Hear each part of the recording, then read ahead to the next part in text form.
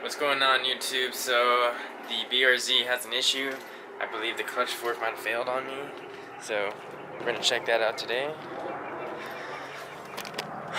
This is it right here. I unbolted the slave cylinder, and if you see,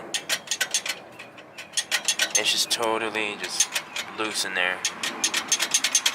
Almost like the pressure plate's not there, but I think I looked it up, and I think maybe there's a little ball that sits on this that it pivots on, and I think that might have cracked through the fork, but I won't know until I drop the transmission. So that's what we're gonna do today. Okay guys, sorry I didn't film anything of dropping the transmission or the drive shaft and all that, but so got the drive shaft out, the starter and all that. We already dropped it. Check it out. The clutch fork literally snapped in half. It's only holding on by that little piece. But yeah, so that's what it was. I ordered a throwout bearing and a aftermarket clutch fork.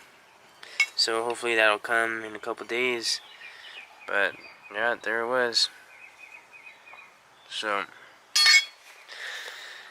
once I get the clutch fork and the throwout bearing, then I'll finish the video and putting it in and installing the transmission back. But that's kind of what I figured what it is. So it's kind of a bummer that it went out, but whatever. It is what it is. I should have replaced this when I did the clutch, but you know, I know now. So yeah, we'll just wait for when it comes and we'll throw it in. Alright guys, so I got the clutch fork right here finally in the mail. So this is it. It's a Virus Engineering. It's a forged clutch fork. This thing weighs probably like a pound or two. It's pretty heavy compared to the stock one.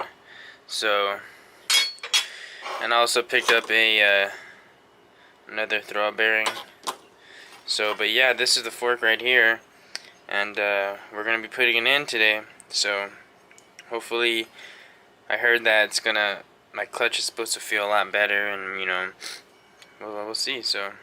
Alright, so I'm going to go ahead and put it on, hook it up on the transmission, and then I'm going to see if I could put this transmission up by myself. I have a regular floor jack, but we'll see. So we'll see what happens.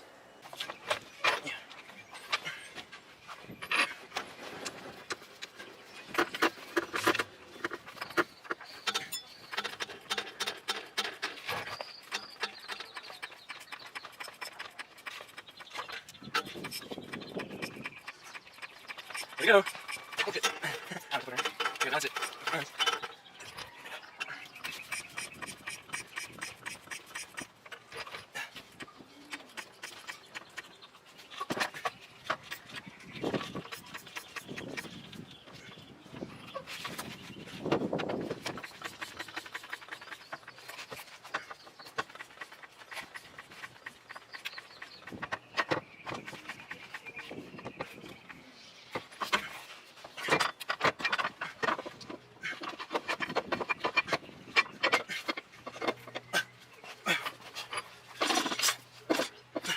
Oh, you got it.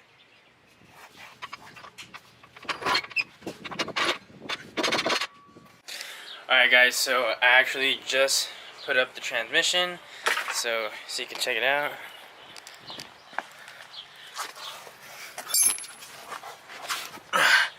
Transmission's all in, I just need the back support. But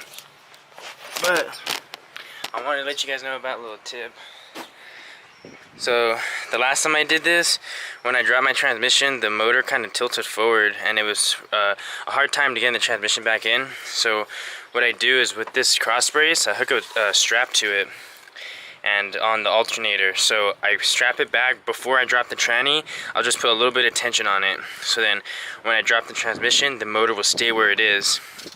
And that was probably one of the reasons why it went in so easy. It was the first time, my first time trying it. Your first day, you know, first try, and it worked. So that's something you should remember if you're gonna drop your tranny, is to strap the motor so it doesn't fall forward, and so it doesn't not align the output shaft to go in there. So yeah, so I'm gonna finish buttoning all this up and then bleed the system, and we'll see what's up. Okay, so everything's done. All I have to do left is to bleed the slave cylinder.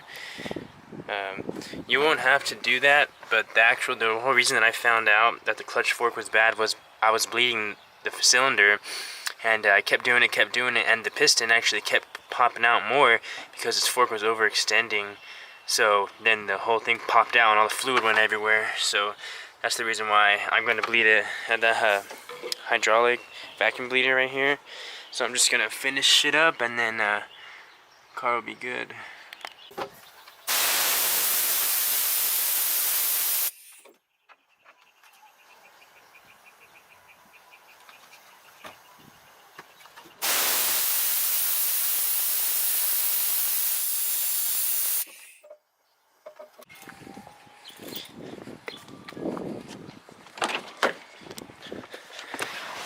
Okay, so we're gonna do the first startup.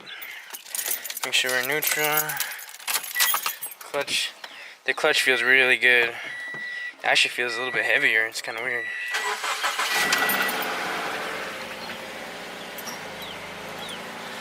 Well, there it is. Everything. Clutch is working good. Have good pressure.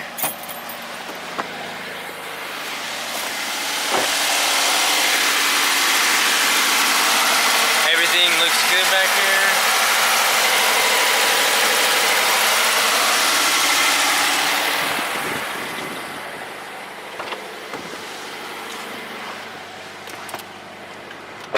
Okay, so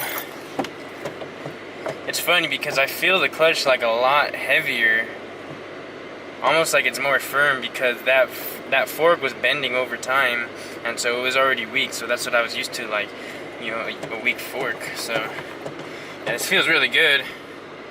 So let's go through the gears.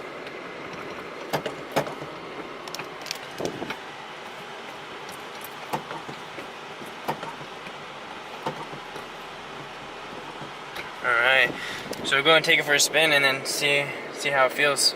Alright, so here we are, driving the car. It feels pretty good. It feels a lot stronger in the clutch. So the shifter does feel a little bit better. I always had like it would grind a little bit every gear, but now that I'm thinking, that's probably because the clutch wasn't, you know, engaged all the way, because the fork was always bent. But yeah, it drives good, so everything went good. And hopefully, you know, if you have this issue, you don't have to waste time, and you know exactly what it is, and you can go buy the part and change yourself or have someone else change it for you. So yeah, thanks for watching, and see you on the next one.